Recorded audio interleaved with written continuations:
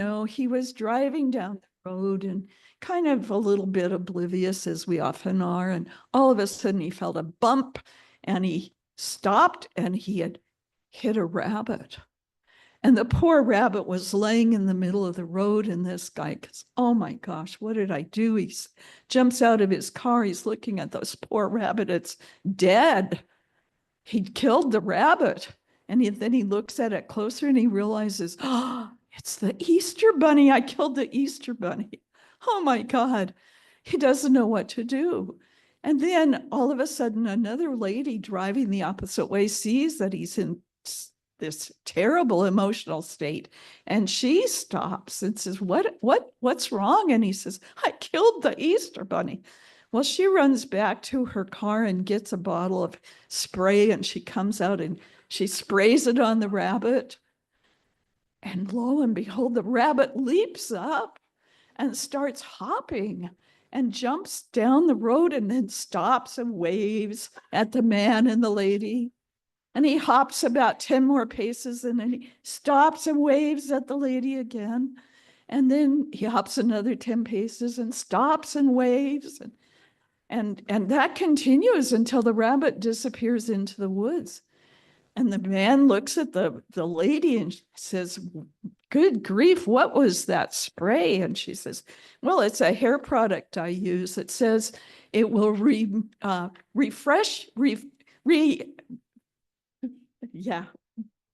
revitalize hair and give it a permanent wave.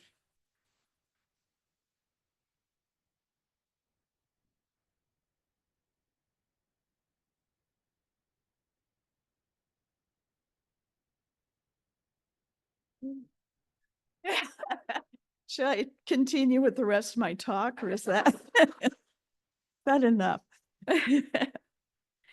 According to the Course in Miracles, the message of the crucifixion is, and this is a quote because A Course in Miracles was told as being the voice of Jesus. I had made it perfectly clear that I am like you and you are like me. You are free to perceive yourself as persecuted if you choose. When you do choose to do so, you might remember that I was persecuted as the world judges, but I did not share this evaluation for myself. I elected to demonstrate for your sake and for mine that the most outrageous assault does not matter. As the world judges these things, I was betrayed, abandoned, beaten, torn, and finally killed. As we know, in the Garden of Gethsemane, Jesus prayed and meditated, and then he moved into acceptance. I loved the Lenten booklet this Easter. I especially loved Sunday 2 years ago. The word was acceptance. And I see Jesus as moving into that acceptance, and myself as well. Sometimes we forget that we're where we are supposed to be, learning the lessons that we have asked to learn, loving other people no matter what, because indeed this is what we've chosen to do. Sometimes, like me, you may rail against it, complain about it, feel yourself a victim, say, I never chose this, especially as we age and our bodies change. I never chose this, and be in misery for months until you finally get a word that says acceptance. Acceptance. From the booklet about acceptance, it's easy to believe that finding our true life's purpose is joyful, that suddenly life becomes easier and we only experience good. Jesus' story shows us this is not always the case. Doing what you were born to do may feel blissful at times, but its soul lessons may include some unpleasantness.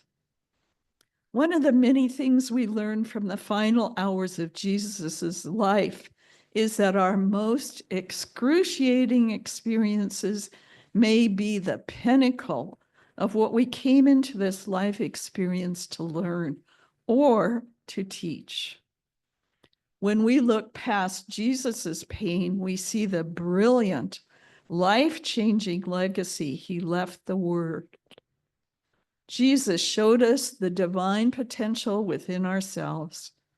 We can move forward, knowing that the same acceptance and courage he had also lives in us, no matter what we are called to go through.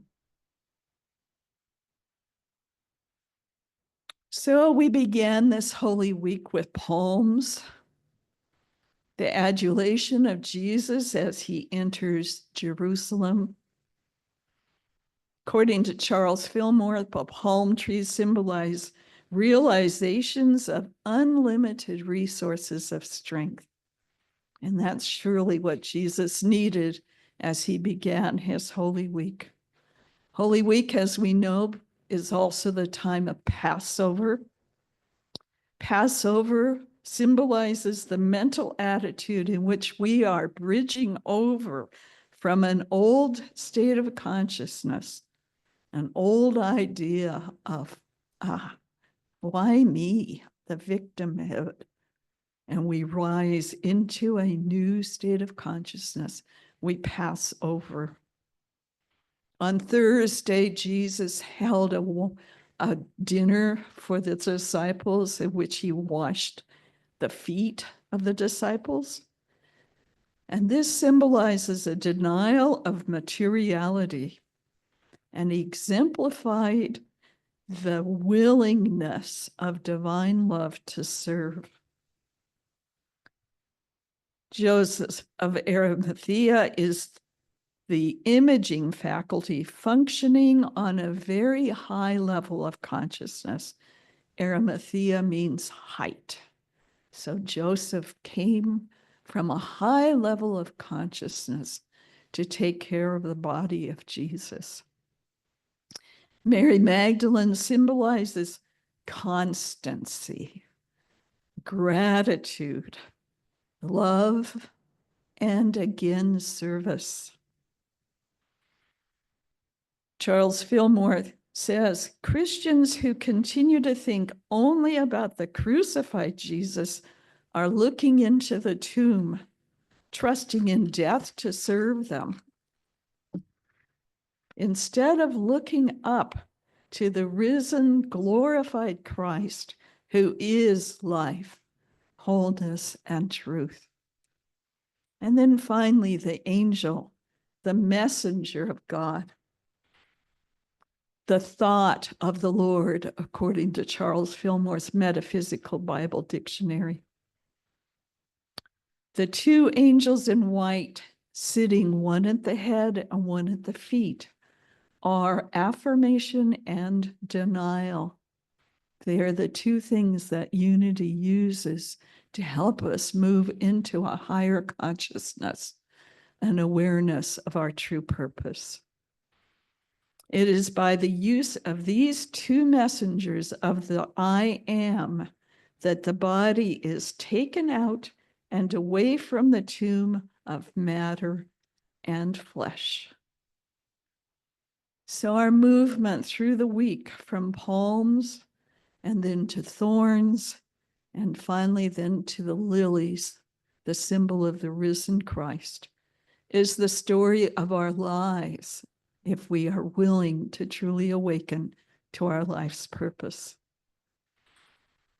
Our stories can indeed turn in a flash, in an instant of recognition, from trials that seem unbearable to realize the strength and the love that is the truth of who we are. Our I am presence. We can turn the thorns of denial, the thorns of victimhood, the thorns of war, thoughts of unrest into the lilies of forgiveness. The Course in Miracles says, through forgiveness, the thinking of the world is reversed. The forgiven world becomes the gate of heaven, because by its mercy we can at last forgive ourselves. Holding no one prisoner to guilt, we become free. Acknowledging the Christ in all our brothers, we recognize that his presence is also in ourselves. Our theme at Unity this month is Love Lives Again, which of course seemed just a little strange to some of our speakers. Speakers committee said, love lives again, because truly love never dies, and neither do we. This is Jesus's greatest lesson, that he is like us and we are like him. And while the body part of us may weaken and grow frail and pass away, the truth of who we are will never die. How do we show that love to others so they can experience it for themselves? We can indeed choose to see the best part of everyone we meet. We can choose to ask for the Spirit within us to hear, to let us know, to speak to us, to let that Spirit's words flow through us and as us, and to be indeed a voice for love in this world. I have a couple of stories of service. In the aftermath of Hurricane Helene, just last year in 2024, Sherry Housley, an artist from Burnsville, North Carolina, lost her house, and she spent 6 months living in a camper. Her despair of all of this turned to hope when students from Mountain Heritage High School, in partnership with the nonprofit Rebuilding Hollers, built her a new tiny home. And she said, I was flooded with water. Now I'm flooded with angels. Just last week in Chelsea, Michigan, more than 300 residents came together to help Serendipity Books move to a new location by hand. In a joyful display of teamwork and goodwill, volunteers formed a human chain stretching across downtown, passing over 9,000 books from one pair of hands to the next. In just 2 hours, the bookstores' entire collection was moved. No moving trucks, no forklifts, just people helping people, one book at a time. And so indeed, we have that power as a congregation, as a community. We can indeed choose to let our love flow forth and bless the world.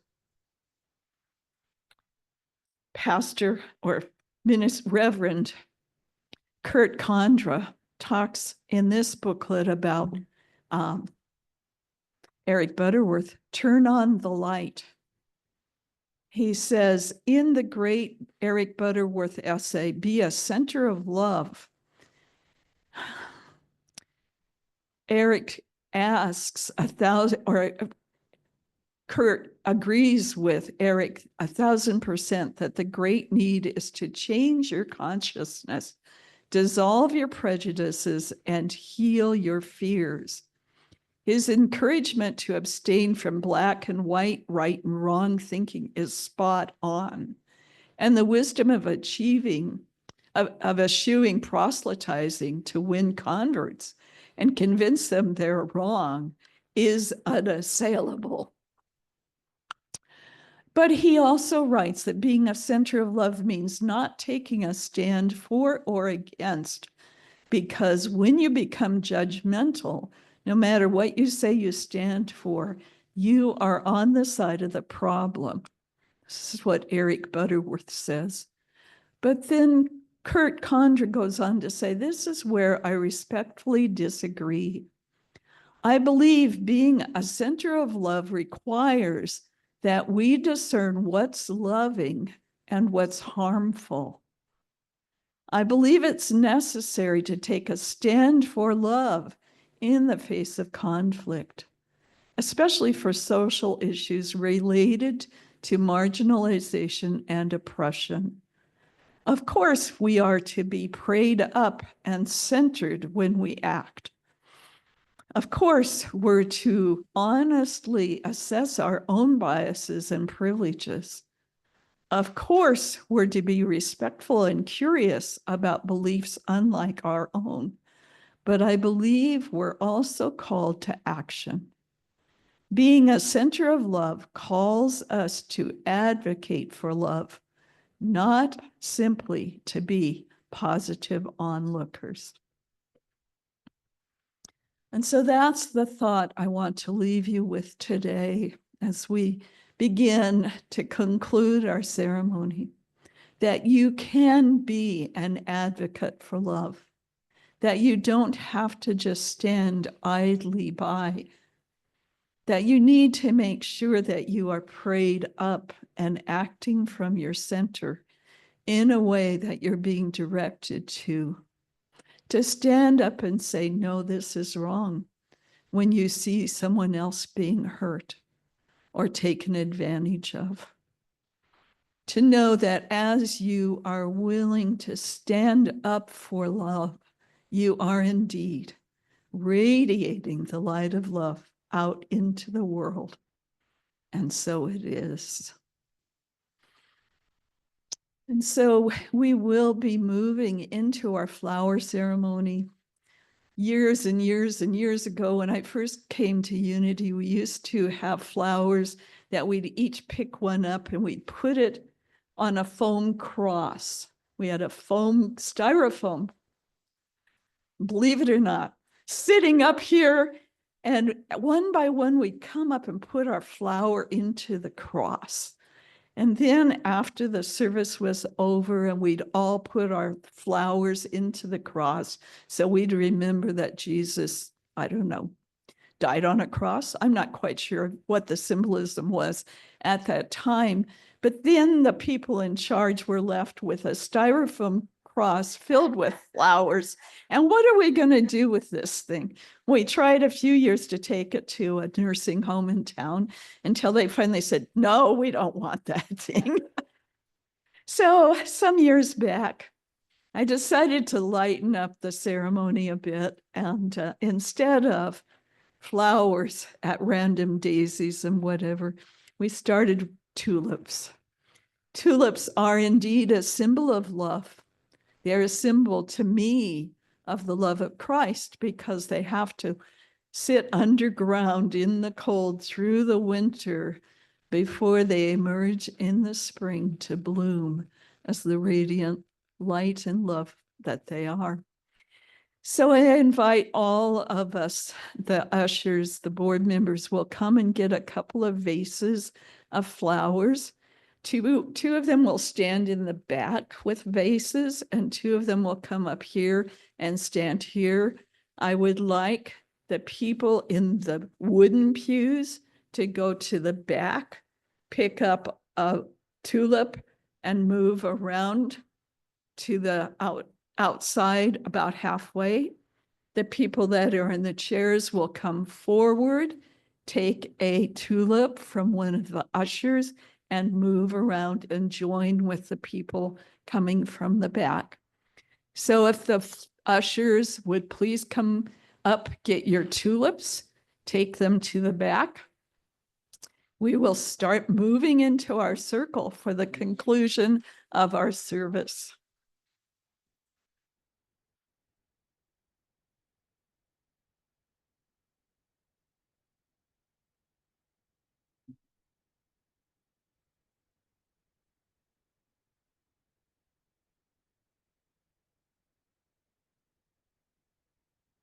Oh, you should take two pieces and then you.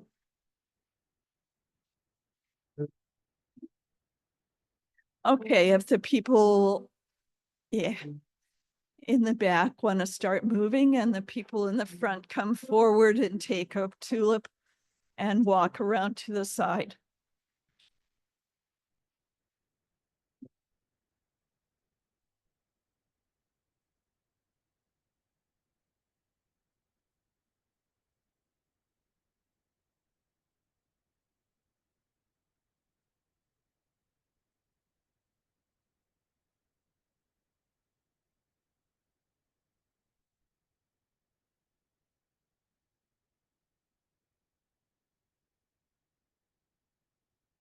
Get one.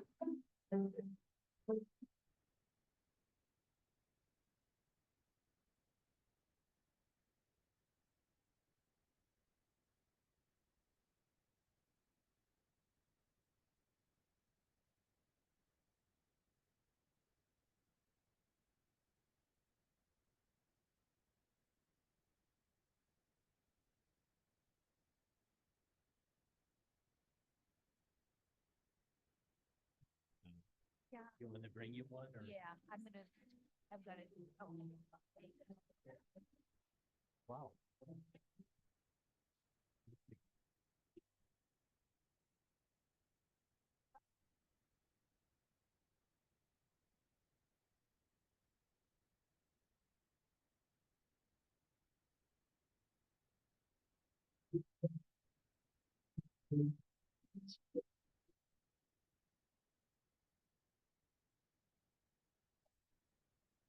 Oh, thank you. All right, let us together affirm our prayer for protection. Are you ready? Okay. The light of God surrounds us. We are the light.